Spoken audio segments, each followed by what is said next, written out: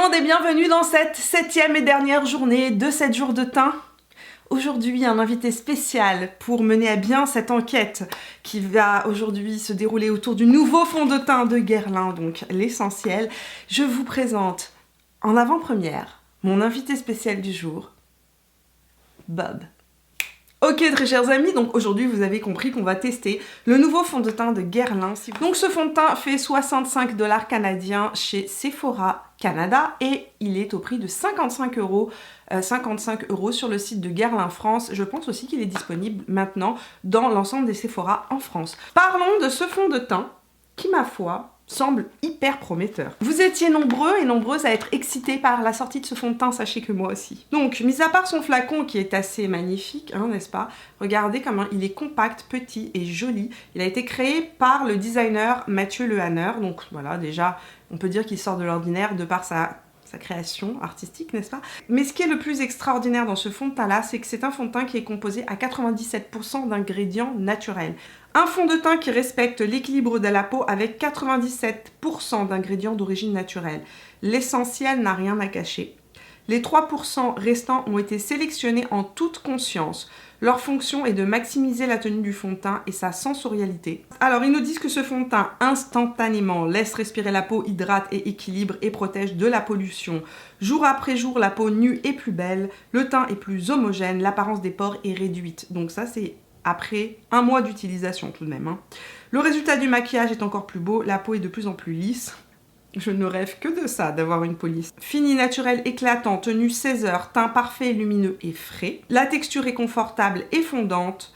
Le niveau de couvrance est léger à moyen. Concernant l'application du fond de teint, ils nous conseillent de l'appliquer avec leur fameux pinceau l'essentiel qui vient de sortir. Mais ce fond de teint m'a coûté assez cher jusque-là, je ne suis pas prête à investir dans un nouveau pinceau. Je resterai donc sur mon pinceau Morphe et Jaclyn Hill, le JH03 pour la moitié du visage et évidemment l'éponge mouillée, humidifiée, Beauty Blender de son petit nom sur l'autre côté du visage.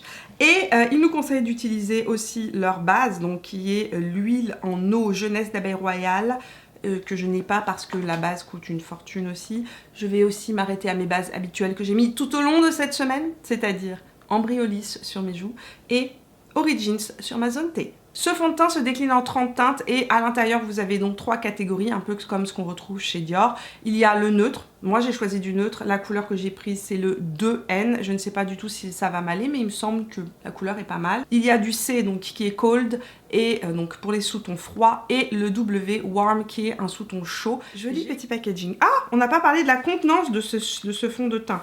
30 ml. Le packaging est très joli de ce fond de teint, très compact, assez léger et c'est surprenant parce que c'est du verre. Il contient 30 ml, ce qui est une contenance totalement régulière pour les fonds de teint. Et on va le tester immédiatement. À l'intérieur, c'est un flacon donc en pompe. La couleur que j'ai prise, c'est le 02N. Alors, voici la consistance du fond de teint. Ça a l'air assez liquide. La couleur a l'air vraiment parfaite pour moi. On va tester tout de suite le fond de teint appliqué. Donc là j'ai mis une pompe sur la moitié de mon visage. Ça sent super bon. Que ça sent bon. Oh mon dieu, ça sent la noisette, un peu de vanille, c'est poudré, ça sent bon. Miam, ça sent super bon. Mais si vous n'aimez pas les odeurs de parfum, vous n'allez pas aimer ça. Non, il ne sent pas la grand-mère, vous savez, comme le fond de teint ou Beauty. Je parle là, mais je ne fais pas ce que je dois faire. Testons ce fond de teint, donc il nous dit qu'il y a une couvrance légère. Bah, pour une couvrance légère, je suis assez surprise parce que c'est une très jolie couvrance légère. Alors oui, c'est une couvrance légère définitivement, mais il unifie très... Ouh, punaise. Il unifie très bien le teint. Ça va pas être suffisant ici, c'est certain, il va falloir que j'aille camoufler ça, mais je voulais quand même vous montrer. Regardez la couvrance, comment elle est belle, c'est d'un naturel. Ça s'est fondu dans la peau. Alors eux, ils conseillent de le tapoter, ce que je n'ai absolument pas fait, n'est-ce pas? Pour avoir vraiment un rendu homogène. C'est vraiment magnifique. Pour une couvrance légère, je suis hyper surprise. Et il y a cette lumière, ce glow qui ressort de la peau. Ça a quand même très bien unifié ma coupe rose. Alors on voit en transparence, etc. Mes grains de beauté sortent parfaitement. Ils ne sont pas camouflés. Mais tout ce qui est les coloration de la peau, hein, mes taches, etc. sont super bien unifiées. On va essayer d'aller un petit peu camoufler un petit peu plus tout ça. au niveau des joues pour atteindre une couvrance moyenne, comme ils disent. On fait l'autre côté avec l'éponge. Comme il est très liquide, à mon avis, l'éponge va absorber un max de produit. Je sais pas si c'est la meilleure des idées, mais on va essayer. Alors, le côté à l'éponge est encore plus lumineux que le côté appliqué au pinceau. Pour la couvrance, c'est vraiment kiff-kiff, hein, c'est vraiment la même chose. J'ai pas une différence de couvrance énorme entre l'éponge et le pinceau. Je trouve que l'application au pinceau est bien plus facile qu'à l'éponge, ça va encore plus vite. Ouais. Mais franchement, l'un ou l'autre, c'est pareil. Il est vraiment modulable, hein. Il n'y a aucun effet de matière quand on l'applique. Là, j'en rajoute un petit peu parce que j'en ai sur le doigt qui reste. Il n'y a aucun effet de matière. Très, très, très naturel. La couleur est parfaite. Ça se fond à ma peau, mais d'une manière incroyable. Le rendu du fond de teint est très joli. Vraiment, c'est un rendu vraiment très joli. J'ai rien à redire. C'est une couvrance légère à moyenne, effectivement, mais très unifiante, très lumineuse.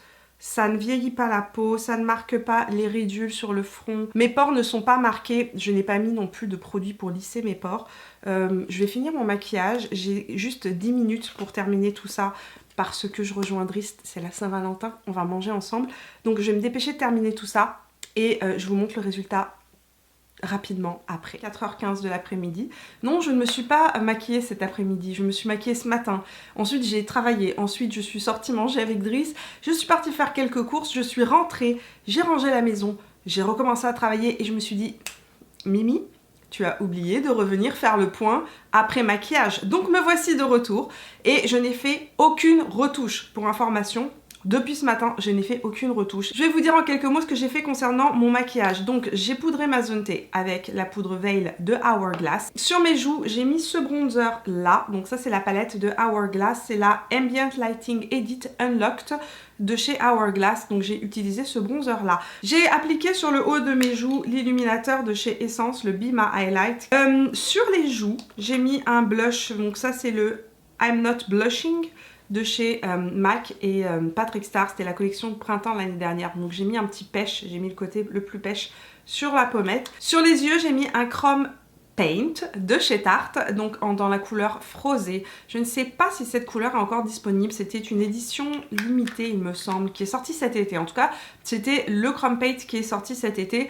Je l'ai appliqué sur toute ma paupière mobile et je suis venue jouer après en transition avec ma fameuse petite palette dont je vous ai déjà parlé. J'ai utilisé le tête à tint, donc qui est ce très très joli marron un petit peu pêche, parfait pour faire une couleur de transition lorsque vous avez des maquillages un peu rose, un peu pêche, un peu corail. Et j'ai mis le long des cils, donc le tête à tint, c'est un fard de chez MAC. Le long de la racine de mes cils, j'ai appliqué Hot Chocolate, qui est un fard de Anastasia Beverly Hills, que je suis venue vraiment placer vraiment le long des cils. En angle interne de mes yeux, j'ai mis Gold Beat, qui est aussi un fard, un mono de chez MAC. Je vous ai dit que j'étais dans ma période fard mono. Et sous l'arcade sourcilière, j'ai mis un de mes mat illuminateur, je ne sais pas comment on peut dire ça, c'est pas un mat, c'est un satiné de chez MAC qui s'appelle Rice Paper et il est vraiment parfait pour venir juste donner un petit côté unifier la paupière tout en lui apportant beaucoup de lumière. Donc sur mes lèvres, j'ai utilisé Double Time de chez MAC qui est un nude un petit peu pêche, un peu corail, parfait pour aller avec tous vos rouges à lèvres corail. J'ai ensuite mis Birthday Suit, c'est lequel que j'ai mis? C'est celui-ci. J'ai mis Birthday Suit, c'est dans la collection des nudes de chez Too Faced qui a été sortie l'année passée. C'est un fond de teint qui n'est pas sans transfert. Je voulais juste vous le dire hein, parce que je l'ai remarqué tout à l'heure. J'ai mis mon bonnet et j'ai remarqué à l'intérieur de mon bonnet qu'il y avait quand même des petites traces de fond de teint. C'est pas du tout un fond de teint sans transfert. Par contre, c'est vraiment un fond de teint qui a l'air de très bien tenir sur la durée. Donc, je voulais juste vous montrer que lorsque je touche le fond de teint, j'ai une petite sensation un peu collante. Pas collante, mais un petit peu hydratée. Vous savez quand vous mettez une crème hydratante et que votre peau elle est juste hydratée, c'est exactement cette sensation-là. Par contre, si je fais ça, le fond de teint ne se déplace pas. J'ai pas de traces de doigts. Le fond de teint ne se déplace pas, il reste en place. Donc au niveau de l'application du maquillage, tout s'est super bien passé. Je vous laisse aller voir maintenant le point en lumière du jour naturelle pour que vous puissiez voir un peu le rendu de ce fond de teint justement sans toutes les lumières artificielles. Et on se retrouve en fin de journée pour le dernier point en croisant les doigts pour que ce fond de teint reste beau jusqu'à ce soir et qu'on ait une agréable surprise en fin de journée, ce serait génial. Avant d'aller voir le point en lumière naturelle, si vous aimez 7 jours de teint, n'oubliez pas de me laisser un petit pouce bleu et de vous abonner à la chaîne en cliquant sur le bouton rouge juste en dessous pour rejoindre cette belle communauté et me retrouver 2 fois par semaine. Je vous sors une vidéo chaque mercredi et chaque vendredi. Enfin, sachez que je suis toute la semaine sur Instagram et sur Facebook pour répondre à vos questions, discuter avec vous, échanger sur la beauté et vous faire découvrir toutes les nouveautés que j'ai, que j'achète, que je reçois, ainsi que les vidéos swatch et les mini tutos. Ça se passe sur Instagram et sur Facebook. Voilà. On se retrouve dans mon salon à 15h45 et là me voici de retour pour regarder ensemble ce à quoi ressemble ce fond de teint. Je n'ai pas encore... J'ai le soleil en plein dans le visage. J'ai enfin trouvé un endroit où je ne suis pas complètement surexposée par le soleil pour que vous puissiez voir le rendu du fond de teint. Je suis bluffée par le résultat. J'ai mon miroir en fait. Donc je me vois dedans. J'ai un teint d'une fraîcheur absolue. Mes ridules ne sont absolument pas marquées. Mes pores ne sont pas marqués. Le fond de teint n'a pas bougé du tout. Il est toujours présent sur ma zone T. Il y a une très belle lumière qui sort. Mais ça n'est pas huileux, ça n'est pas gras, ça ne fait pas un effet vraiment peau grasse, ça fait vraiment un effet genre juste ma peau est super healthy, super rebondie, super fraîche. J'adore le rendu de ce fond de teint, je le trouve magnifique. Approchons-nous de plus proche pour que vous puissiez voir vraiment de proche le rendu sur ma peau. Donc moi j'ai des petits défauts de peau, hein, vous le savez, c'est pas nouveau, mais regardez comment le teint est unifié. On voit en transparence ma coupe rose qui apparaît, mais c'est bien unifié et c'est très joli. Au niveau du menton, j'ai beaucoup de cicatrices d'acné puisque j'ai tout le temps des petits boutons qui sont là. Bah, j'en ai un nouveau là qui est en train d'arriver. Et je trouve que c'est quand même très unifié tout en étant réel. C'est-à-dire que oui, on voit que ma peau est en vie, que j'ai des petites cicatrices, etc. Mais c'est vraiment pas moche, c'est très lumineux. Bon, celui-là, on s'en serait passé. Mais bon. Donc un résultat plus que convaincant pour l'instant, sachant que j'ai mis ce fond de teint ce matin vers 9h30, qui est les 4h de l'après-midi, que je suis sortie manger, que j'ai fait des courses, que la seule retouche que j'ai faite c'était de me remettre mon rouge à lèvres tout à l'heure après avoir mangé. Je suis plus que convaincue par le résultat du fond de teint que je trouve très beau. Donc pour l'instant gros coup de cœur sur ce fond de teint, on verra tout à l'heure ce qu'il en est, on sait jamais. On sait jamais, vous savez, vous avez vu des fois dans 7 jours de teint, il y a des mauvaises surprises en fin de journée. 19h36. Je suis en pyjama. Je vais faire ce dernier point et ensuite je vais conclure ces 7 jours de teint. Bon, je suis hyper étonnée. Je vais vous dire pourquoi. De manière générale, le fond de teint est nickel, mais je le trouve étrangement mat. Alors que tout à l'heure, je le trouvais très lumineux. Là, il est mat, lumineux. Mais c'est vraiment un fini mat. Ma zone T ne luit pas de manière excessive.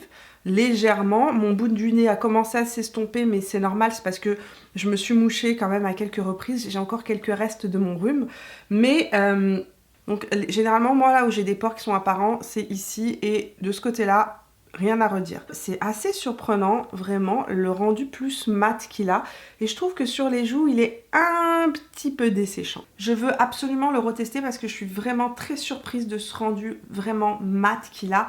Donc pour moi, vraiment très belle surprise que ce fond de teint. Je pense que c'est une des plus belles surprises de la semaine parce que j'avais un petit peu peur, je pensais qu'il ne tiendrait pas sur moi. Je voyais une couvrance légère, je me suis dit oulala, couvrance légère, ce sera pas joli, ce sera pas unifié. Mais oui, ça a vraiment fait son travail d'unifier et vous avez vu, j'ai pu venir intensifier sur les joues là où j'en avais besoin. Donc une belle surprise que ce fond de teint là, et un fond de teint je pense à tester si vous cherchez un fond de teint avec beaucoup d'ingrédients naturels. Effectivement ce fond de teint là est extrêmement intéressant et c'est une belle réussite. C'est un fond de teint qui conviendra aux peaux mixtes, c'est un fond de teint qui peut convenir aux peaux sèches mais peut-être pas aux peaux très sèches au vu de ma joue, du rendu que j'ai sur les joues en fait, parce que je trouve qu'il est quand même rendu très mat. Alors j'ai pas les joues déshydratées du tout, j'ai pas de sensation de déshydratation, j'ai pas plein de ridules de déshydratation, mais je trouve que c'est très mat sur cet endroit-là de ma peau, alors que sur ma zone T, il y a un bel effet lumineux. Donc, à tester, prenez toujours un échantillon, c'est-à-dire que même si vous pouvez pas avoir d'échantillon, vous pouvez aller chez Sephora, demander à ce qu'on vous le mette le matin, passez votre journée et puis vous allez voir en fin de journée comment est-ce qu'il a évolué. Et si vous vous rendez compte que ce fond de teint là, en fin de journée, il a complètement tourné, ça vaut pas la peine de l'acheter. Merci d'être resté avec moi jusqu'au bout de cette série. de 7 jours de teint. J'espère que ça vous a plu et si c'est le cas, n'oubliez pas de me laisser un petit pouce bleu. J'espère aussi que vous avez découvert des super produits, des petites pépites cette semaine, mais peut-être aussi que vous avez eu des grosses déceptions tout comme moi. Donc dites-moi et partagez-moi ça dans les commentaires. Dites-moi quels sont les produits qui sont vraiment ressortis pour vous tout au long de la semaine. J'ai hâte de découvrir votre point de vue là-dessus. Moi, je vais vous préparer une vidéo de conclusion qui va sortir dans 2 semaines, donc à mon retour de congé. Il y aura donc bien une vidéo wrap-up qui sortira dans 2 semaines environ, ne vous inquiétez pas, je pars en congé donc il y aura moins de vidéos pendant 2 semaines mais il y aura quand même une vidéo chaque semaine. Donc on va se retrouver cette semaine pour une première vidéo et la semaine d'après pour une deuxième vidéo. Voilà, j'espère jusque-là que vous vous porterez bien. N'oubliez pas de vous abonner à la chaîne si ça n'est pas encore fait. Je sors normalement 2 vidéos par semaine le mercredi et le vendredi. On se retrouve dans la prochaine vidéo. Jusque-là, portez-vous bien et je vous fais plein de bisous. Ciao!